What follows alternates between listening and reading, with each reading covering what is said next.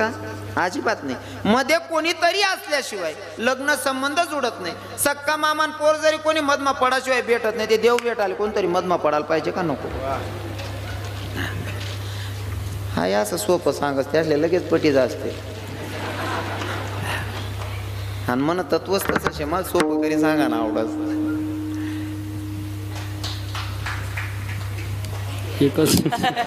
त्याला एकला आवडणं म्हणून गुच्चू राहील काही काय ना सुरू पड जाई बा असं. मी एक व्हिडिओ बघितला, भाषण चालू होतं आणि एक भाऊ पुडी चोई राहता पुडी टोकी राहता. लोकेशी पडाची टाय आवाज देणार.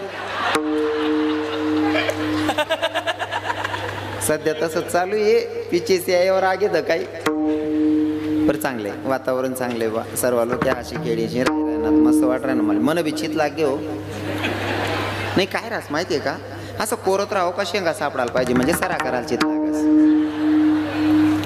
असं हसत खेळत लोके राहणार का मन गैरचित लागस. बरं दादा असेल सरपंच साहेब मन गैरचित लागस. त्यांना कारण असं असं लोके राहणार का चित असं लागस बुवा आपलं सांगेल असले पटी राही ना बुवा मग आपण काहीतरी सांगू असं वाटत. नाही तर काही ठिकाणी लोके आपण कीर्तन महा साडो का त्या असा दखतो. ओ हास रे ओ आप्पा हास रे ओ मना काकार तू उपडी जाशी रे कीर्तन मा हासो. खरं तर कोरोनामा गणत लोक घ्यात बिचारा आपल्या आई ना वाढीव आयुष्य भेटेल शे हाशी खेळीशीन जगिल्या. मला एक व्हिडिओ चांगला व्हायरल होय ना. काय नाही हो दुःख दरीशीन काहीच भेटत नाही. दुःख मग काय बस मला सांगा. जर समजा एखादा ना गरीब ना पोऱ्यानं लगीन जमी गे गरीब ना पोऱ्यानं लगीन जमी गे जाईन ब्यान मग नाचिले हो आपलं आपलं बरोबर आहे का नाही. बाकी ना वट्टावर बुडी बुडी वत्ती वय कस काय उपाडी रे याने तू ना 35 ना नाही रे 40 ना वय जाय तरी वाव नाही तू दानच चांगली नाही. दुसरा ना आनंद माना महाराज यानापेक्षा मोठं हो जगाना आनंदच नाही. हा दुसरा ना आनंद आनंदित राहो. बाकी नसले किडापाडाने सवय राह. मस्त वातावरण आहे का खेळतं वातावरण शेपटाचं ना अशी खेळी राहणार मन चित लाग राह ना.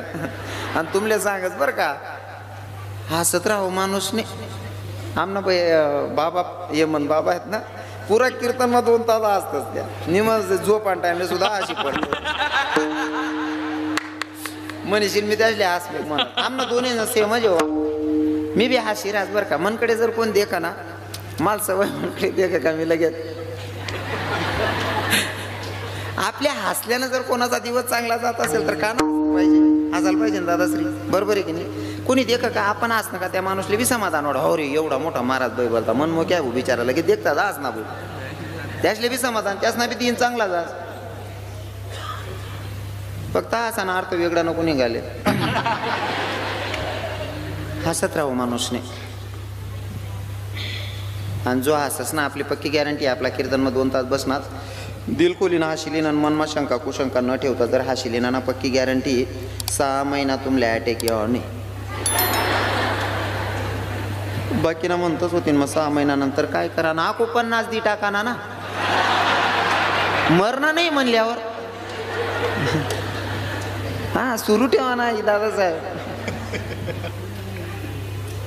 खऱ्या संतांची गाठभेट झाल्याच्या नंतर भगवंताची प्राप्ती होते. मग खरे संत कोण ज्ञानोबा तुकोबा परंपरा चालत आलेली आहे. पण ज्यांच्यासाठी आज मी आलोय त्या संतांचं 2-5 मिनिटासाठी चरित्र सांगतो. कशा संतांना शरण गेलं पाहिजे लक्षपूर्वक ऐका. किती मोठा अधिकार आहे. मी स्तुती करेल माझी काय लायकी मी त्यांच्या पायाची धुरही बनू शकत नाही. पण महाराज नामदेवरायासारख्या महात्म्यानं सुद्धा त्यांची स्तुती केली आहे. थोडक्यात सांगेल लक्षपूर्वक ऐका.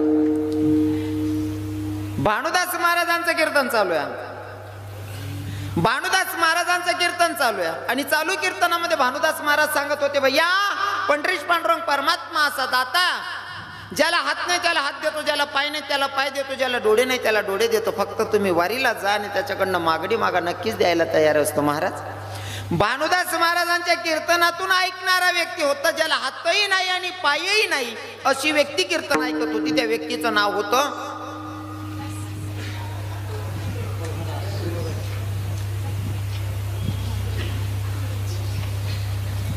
कोण नाही तुम्ही नका सांगा आता कोण होतं बहिणीसोबत. हा मायच्या आमलेने माहिती कोण होतं काय होतं, आणि आमले माहिती राहतं तुला कसा दडकावतो ताटे. कुर्मदास नावाचा व्यक्ती, ज्याला हातही नाही पायी नाही अशी व्यक्ती वारीला जाते. भानुदास महाराजांचं कीर्तन ऐकून, जर का पंढरीश पांडुरंग परमात्मा असा दाता, ज्याला हात नाही त्याला हात देतो, ज्याला पाय नाही त्याला पाय देतो, ज्याला डोळे नाही त्याला डोळे देतो असा दाता आहे म्हणले, एकदा त्याच्याकडे गेलं पाहिजे. कुर्मदासाला हातही नाही पायही नाही, लोटांगण घालत घालत वारीला चाललेत. आणि वारीला जात असताना अरण भेंडीच्या जवळ काट्याच्या कुरपड्यामध्ये अडकले. काट्याच्या कुरपड्यामध्ये अडकल्याच्या नंतर आता चालता येत नाही, उठता येत नाही, करावं काय प्रश्नचिन्ह. एवढे अशक्त झाले त्यांच्याकडनं चालता येत नाही. पर दादा, वारीतले लोक जात होते आणि वारीतल्या लोकांचं भजन चाललेलं होतं. काय? ज्ञानोबा तुकाराम, ज्ञानोबा माऊली तुकाराम, ज्ञानोबा माऊली तुकाराम,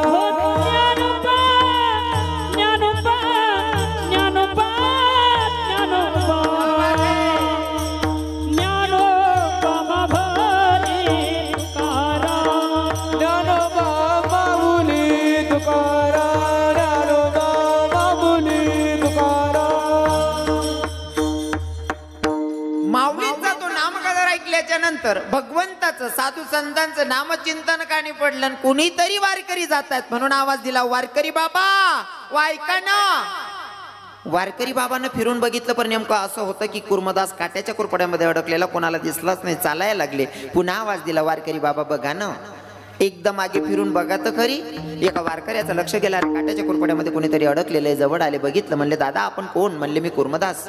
ओ तुम्हाला हात नाही पाय नाही, इथपर्यंत आले कसे? म्हणले, काय नाही, भानुदास महाराजांचं कीर्तन ऐकलं आणि भानुदास महाराज कीर्तनातून सांगत होते पंढरीश पांडुरंग परमात्मा असा दाता आहे, ज्याला हात नाही त्याला हात देतो, ज्याला पाय नाही त्याला पाय देतो, ज्याला डोळे नाही त्याला डोळे देतो. मागितल्याच्या नंतर सगळी इच्छा पूर्ण करतो. त्या पांडुरंगाच्या दर्शनासाठी निघालो वारकरी बाबा. पर काय करू? हातही नाही पायही नाही, जोपर्यंत ताकद होती तोपर्यंत लोटांगण घातलं. आता मला चालणं शक्य होत नाही. वारकरी बाबा तुम्ही जाताय ना, तुम्ही जाताय ना, जगाच्या मालकाला माझा एक निरोप सांगा. तुझा भक्त तुझ्या दर्शनासाठी येत होता, त्याला येणं शक्य होत नाही. तो कुठंतरी थकला, आता त्याच्याकडनं तुझ्यापर्यंत येता येत नाही. देवा शक्य झालं तर तूच जा ना त्याला भेटायला.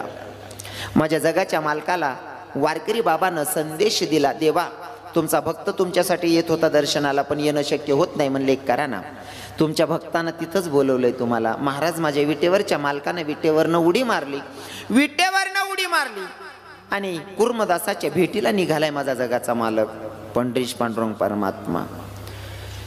कुर्मदासांच्या भेटीसाठी निघाला.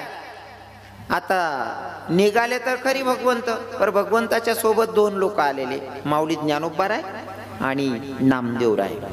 दोघं संत सोबत होते. दोघं संत सोबत होते. कुर्मदासांच्या जवळ पोहोचले. कुर्मदासांना सांगितलं, अरे हातही नाही पायही नाही तरी तुम्ही वारीला निघालात? म्हणे, हो. हातही नाही पायही नाही तरी तुम्ही माझ्या दर्शनाला निघालात? म्हणले, हो देवा. अरे कशासाठी? म्हणले, मी भानुदास बाबांचं कीर्तन ऐकलं. भानुदास बाबा सांगत होते पंढरीश पांडुरंग परमात्मा असा दाता, ज्याला हात नाही त्याला हात देतो, ज्याला पाय नाही त्याला पाय देतो, ज्याला डोळे नाही त्याला डोळे देतो. म्हणले, देवा मी ऐकलं आणि तुमच्या भेटीसाठी निघालो होतो. बोलू नका ना, आवाज नाहीये. येतोय ना आवाज? येतोय ना आवाज? येतोय ना मागे? मग राहिना ना त्या काहीतरी होईना. येतं ते बोरला ना कोणतरी.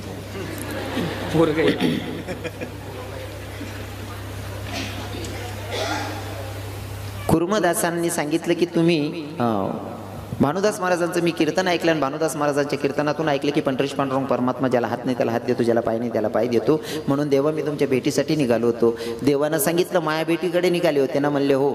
तुम्हाला भानुदासांनी सांगितलं होतं ना की पंढरीश पांडुरंग परमात्मा जे मागितल्याच्या नंतर ते देतो. म्हणले, आता मी तुमच्या समोर आहे, मागा काय मागायचं असेल, जे मागायचं असेल ते मागा. कुर्मदासानं सांगितलं, देवा मी आता शेवटचा क्षण मोजतोय आणि त्या प्रसंगाला तू माझ्या डोळ्याच्या समोर आहे. याच्यापेक्षा अजून आनंदाचा क्षण फिरून कधी येणार आहे? म्हणले तू माझ्या डोळ्याच्या समोर आहे. आणि तुम्हाला सांगतो बरं का, खूप कमी लोक असतात की भगवंत समोर आहे आणि भगवंताच्या समोर ते देहाचा त्याग करतात. त्याच्यामध्ये कुर्मदास, पितामहा भीष्म आणि रामायणामधला पशुया, त्याचं नाव जटायू. कमी लोक असतात की भगवंत समोर आहे आणि त्यांच्या समोर देहाचा त्याग करतात. कुर्मदासानं सांगितलं, देवा तुम्ही जगाचे मालक माझ्या समोर आहेत, मला आयुष्य नकोय, फक्त तुमच्या मांदीवर मला जीव सोडायचा आहे, देह त्यागायचा. भगवंतानं मांदी दिली. किती भाग्यवान असेल तो जीव, किती भाग्यवान असेल साहेब. सोपं आहे का? जगाच्या मालकाच्या मांदीवर देह त्यागतोय, याच्यापेक्षा अजून आनंदाचा क्षण कोणता असू शकतो? दादा, विधी पूर्ण आटोपली भगवंतानं. आता माघारी निघाले पंढरपूर जायला. पंढरपुराला जायच्या, पर सोबत आलेले दोघं संत होते. भगवंताला थोडा खेळ रचायचा होता आणि माऊलींना सांगितलं, माऊली मला पाण्याची तहान लागली आहे, मला पाणी प्यायचंय हो. माऊलींनी समोरच बघितलं, हिरवळ दिसत होतं. हिरवळ होतं, तो मळा होता सावता बाबांचा. सावता बाबांच्या मळ्याकडे हात दाखवला. भगवान, अगर तुम्हाला पाणी प्यायचं असेल तर हिरवळ दिसतं, तिथं नक्की पाणी भेटेल, तिथंच पाणी घावणार आहे, जा म्हणले. बघा, आता जगाचा मालक पाणी पिण्यासाठी गेला, त्याच्यापेक्षा खेळच रचलेला माझ्या जगाच्या मालकानं. पाणी पिण्यासाठी गेले, सावता बाबांच्याकडे गेले. सावता बाबांना सांगितलं, महाराज माझ्या मागं 2 चोर लागले, माझ्या मागं 2 चोर लागले, मला लपायला जागा द्या म्हणले. सावता बाबांनी सांगितलं, मिरचीत लपा. म्हणले ते चोर एवढे बेकार आहे तर मला तिथंही धरतील. म्हणे उसात लपा. अरे तिथंही सापडवतील. मग केळीमध्ये लपा. म्हणे कोठे कादा पाडत नाही, मला धरली त्या. सावता बाबांनी थोडाही विलंब न करता विडा घेतला, स्वतःची छाती फाडली आणि हृदयात भगवंताला सांगितलं, देवा येऊन बसा म्हणले माझ्या हृदयात. भगवंताला हृदयात जागा देणारा पहिला संत असेल तर ते म्हणजे सावता बाबा. जगाच्या मालकाला हृदयात स्थान दिलं. आता इकडे दोघं संत वाट बघत होते, भगवंत येत कसे नाही. दोघंही निघाले, ज्या दिशेनं भगवंत गेलेले त्याच दिशेनं गेले. आणि गेल्याच्या नंतर सावता बाबांच्या जवळ गेले. सावता बाबांनाच क्वेश्चन केला, महाराज इकडनं कोण्या इस्माला जाताना बघितलं का? सावता बाबा म्हणले, नाही बाप्पा, नाही कोणाला बघितलं, कारण देवानं सांगितलं होतं माझ्या मागं 2 चोर लागलेत, कदाचित हे चोर तेच असतील. सावता बाबा सांगत नाही, पण माऊलींचं लक्ष गेलं. अरे काही महात्मा आहे म्हणले. नामदेवरायांना सांगितलं, नामदेवराय अरे ओ महात्मा सांगतो मी कोणाला बघितलं नाही, खोटं बोलतायत म्हणले. पर या महात्म्याला धन्यता द्यावी तेवढी थोडी. म्हणले झालं काय? बघा ना, स्वतःची छाती फाडली आणि जगाच्या मालकाला विराजमान केलं. हे दिसलं कधी माहितीये का? भगवंताचा थोडा पितांबरचा काष्टा बाहेर दिसत होता आणि तो पितांबरचा काष्टा बघितल्याच्या नंतर सांगितलं, या महात्म्यानं हृदयात भगवंताला विराजमान केलेल्या. मग माऊलींच्या मुखातून डोळ्यातून अश्रू गळत होते, मुखातून वाक्य निघालं, अरे जगाच्या मालकाला छाती फाडून जर हृदयात जागा देत असेल तर या महात्म्याला धन्यता द्यावी तेवढी थोडी आहे. तेव्हा माऊली ज्ञानोबारायने सांगून तर झालं, पण नामदेवराय सांगतात, माऊली या महात्म्यानं स्वतःची छाती फाडून जगाच्या मालकाला विराजमान केलं. या महात्म्याला धन्यता देण्यापेक्षा या महात्म्याला जन्माला घालणाऱ्या मायबापांना मी धन्यता देतो. धन्य ते आरण रत्नाची ते कान, धन्य ते आरण रत्नाची ते कान, ते आरण्य रत्नाची ते कान, धन्य ते आरण रत्नाची ते कान. जन्मला निधान सबता तो, जन्मला निधान सबता तो, सबता सागर प्रेमाचे आगर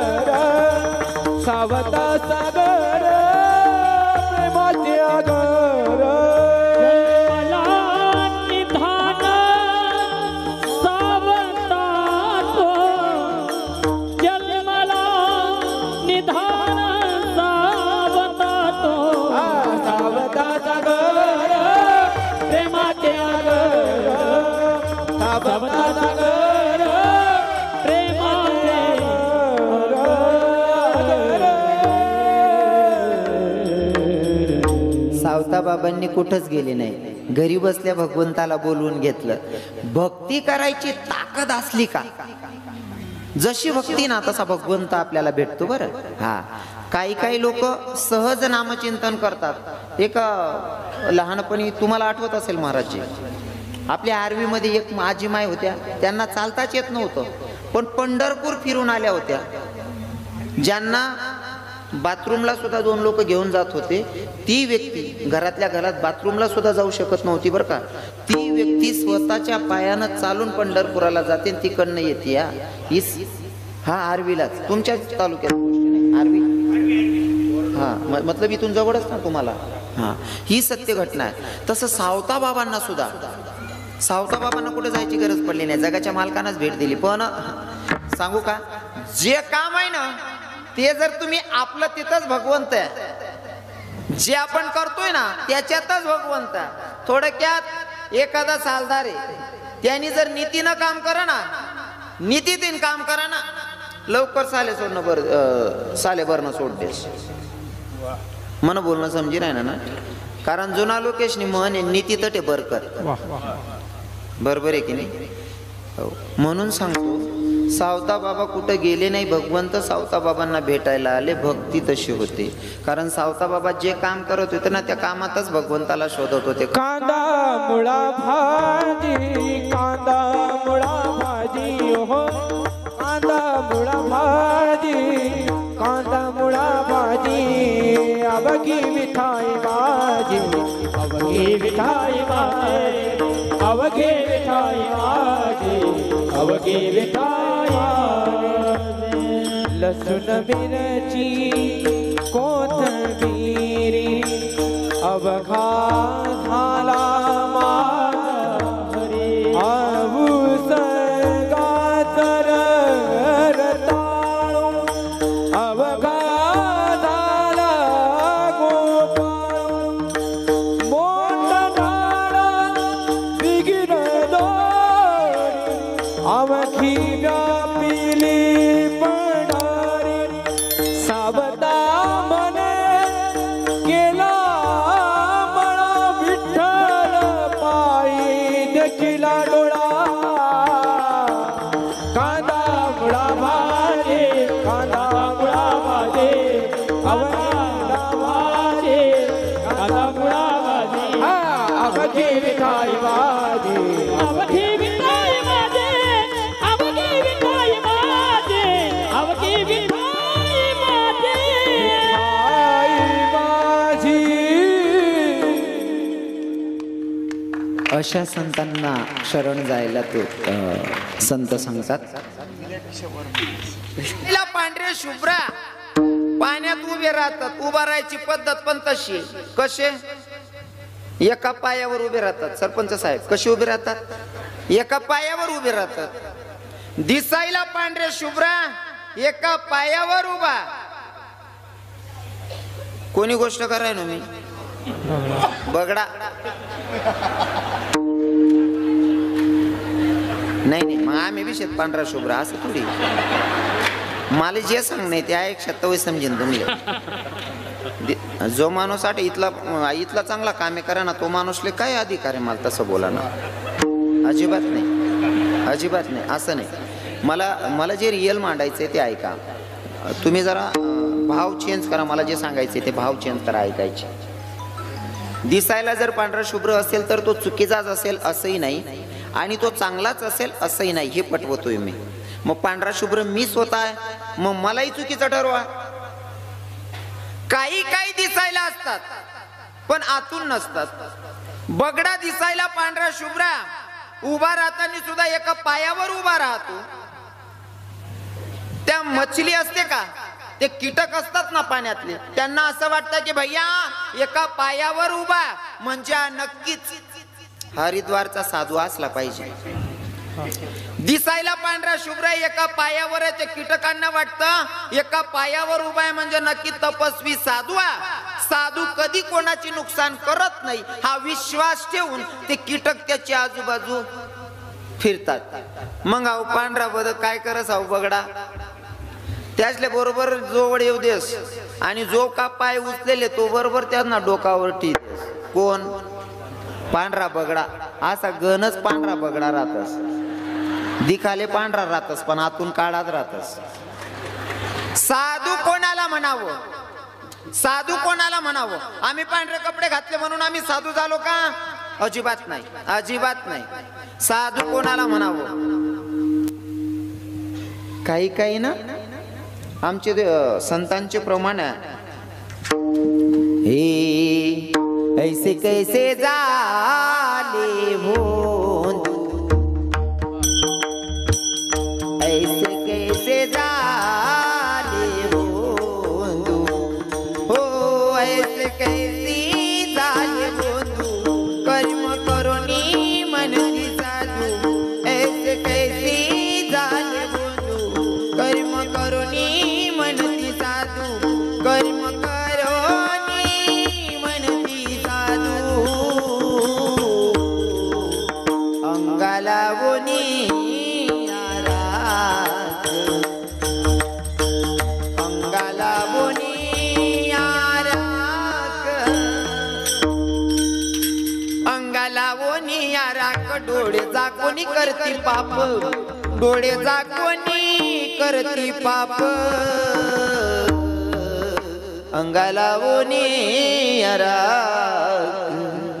काही काही ना दाखवतात पण ते आतून नसतात. आणि तुम्हाला सांगू का, संत साधू ओळखत असताना ना आपली दृष्टीची सुद्धा तेवढी ताकद असली पाहिजे,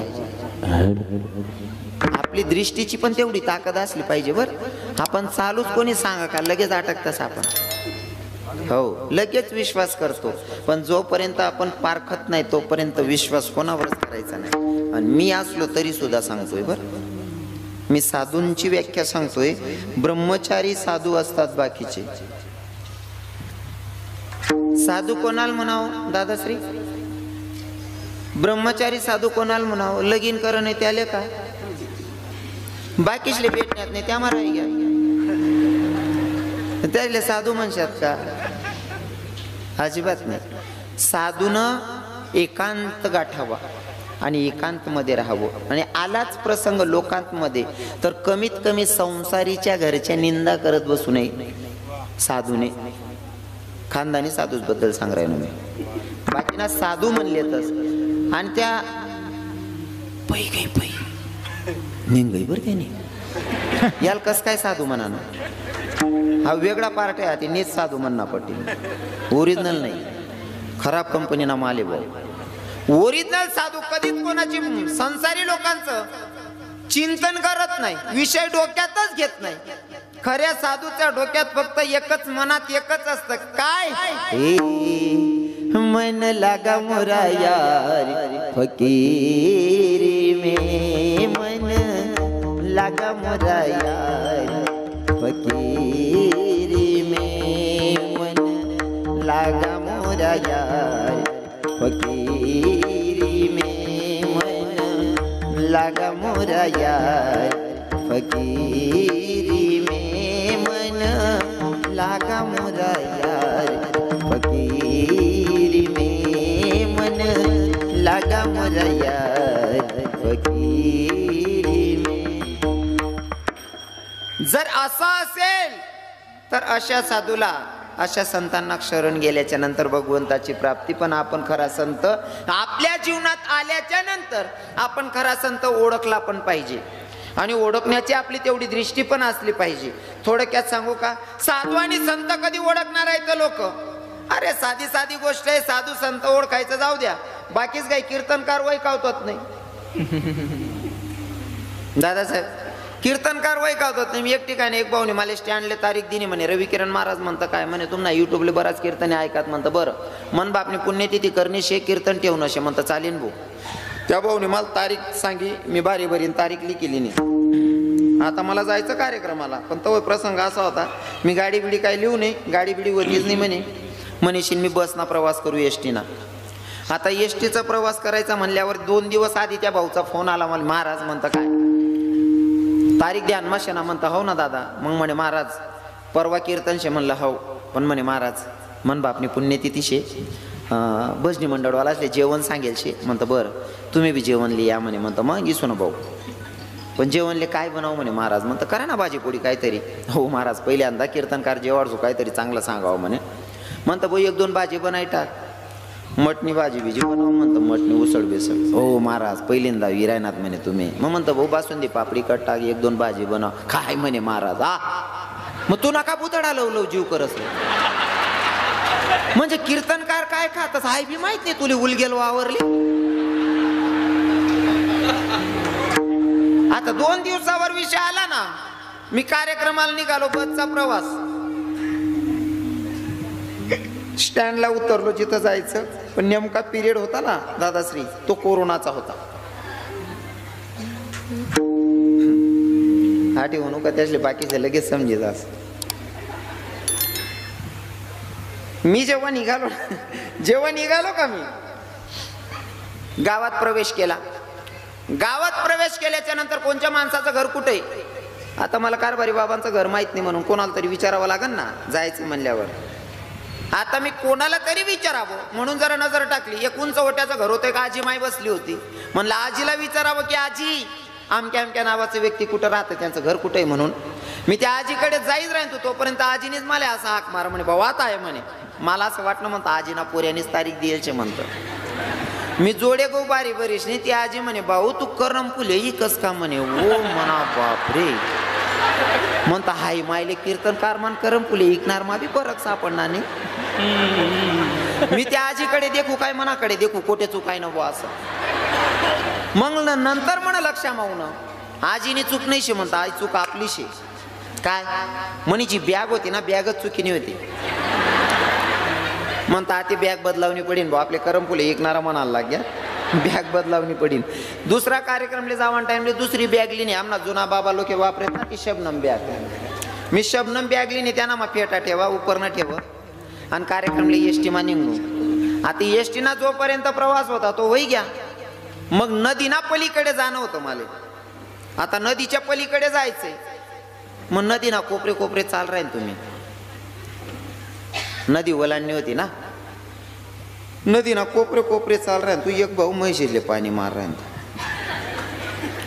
त्याने मनकडे देख आणि मला आवाज दिना म्हणे ए भाऊ मग तर शिलग रे तू का माल माझी बाजारणार जमबीर आहे ना. आता मला सांगा जर एक कीर्तनकार ओळखू येत नसेल, एक कीर्तनकार ओळखू येत नसेल तर खरा संत आणि खरा साधू कधी ओळखणार आहे का. विनोद वजा करायचा. विनोदात मला बोलायची सवय म्हणून विनोद वजा करा, पण मला जे भाव पटवायचे ते लक्षपूर्वक ऐका. जर का एक कीर्तनकार ओळखू येत नसेल तर खरा संत आणि खरा साधू ओळखू येणार आहे का. आणि जर का खरा संत ओळखायचा असेल तर आपल्या दृष्टीची तेवढी ताकद पाहिजे. खरा संत एवढ्या सहज ओळखला जात नाही. खरा संताची सहज गाठ भेट होत नाही. मग किती अवघड आहे. बघुआ बखाड आखे संत भेटी. बघुआ बखाड आखे संत भेटी. हाय संत भेटी बघुआ बखाड आहे संत भेटी. बघुआ बखाड आखे संत भेटी. बघुआ बखाड बघुआ बखाड आगे संत भेटी. बघुआ बखाड आहे संत भेटी. बघुआ बखाड आहे संत भेटी. परी जग जेठी करुणा केली. परी जग जेठी करुणा केली. ऐसे बरमे मद दावी नारायणा. ऐसे बरमे मद दावी नारायणा. परी जग जेठी करुणा केली. परी जग जेठी करुणा केली. ऐसे बरमे मद दावी नारायणा. ऐसे बरमे मद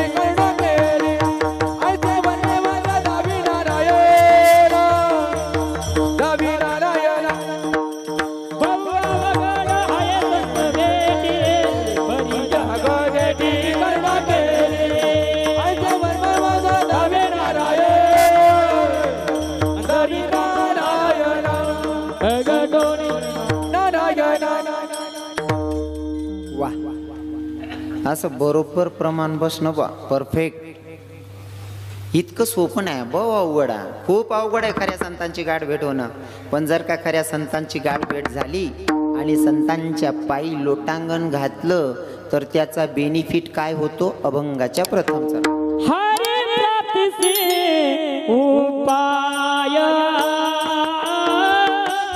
हरि प्राप्ति उपाय हरि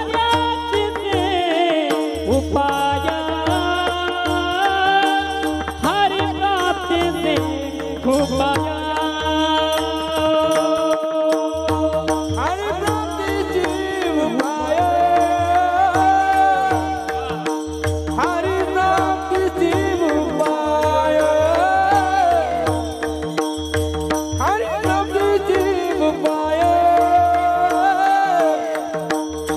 हरि प्राप्ति उपाय